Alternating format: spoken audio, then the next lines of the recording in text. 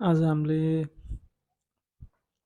एकदमै धेरै सर्च हुने इन्टिग्रेसन कुन कुन हो चाहिँ भन्दा इन्टिग्रेट एक्स प्लस वान अनि डिएक्स र integration X plus one whole upon X D X यो दुईवटा क्वेसन इन्टिग्रेसन भनौँ एकदमै मोस्ट रिपिटेड क्वेसन भएको भएर आज हामीले यो गर्न गइरहेको छौँ। ल हेर है त। ल फर्स्टमा स्टार्ट गरौँ। X plus one dx.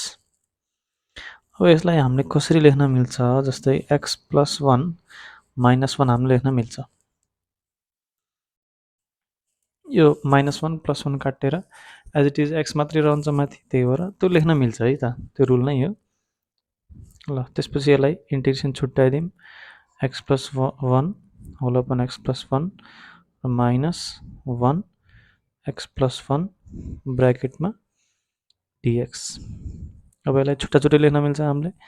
कसरी त, एक्स प्लस वान यहाँनिर डिएक्स र minus DX whole upon X plus one. त्यस पछाडि अब यो त हाम्रो काटिन्छ, के मात्रै बच्यो, डिएक्स मात्रै बच्यो। र त्यस पछाडि हाम्रो यहाँनिर चाहिँ यो यस्तो फर्ममा गइहाल्छ, लेख्न मिल्छ। त्यस पछाडि यसलाई हामीले के लेख्न मिल्छ, डिएक्सको इन्टिग्रेसन गर्दा हाम्रो के आउँछ, एक्स मात्रै आउँछ माइनस। अब यसको इन्टिग्रेसन गर्दा LN X plus one plus C. यति एकदम सजिलो। त्यसपछि नेक्स्ट क्वेसनमा जाऊँ।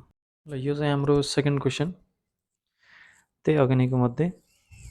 यसलाई अब कसरी लेख्न मिल्छ, हामीले यसलाई डाइरेक्टली छुट्याइदिउँ।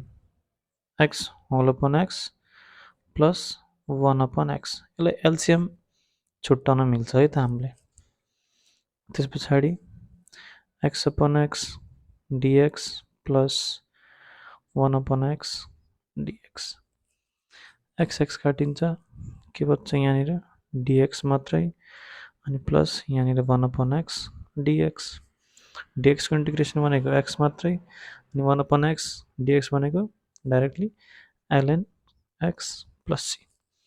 यति मात्रै। ल धन्यवाद यति दुईवटा क्वेसन हेरिदिएकोमा।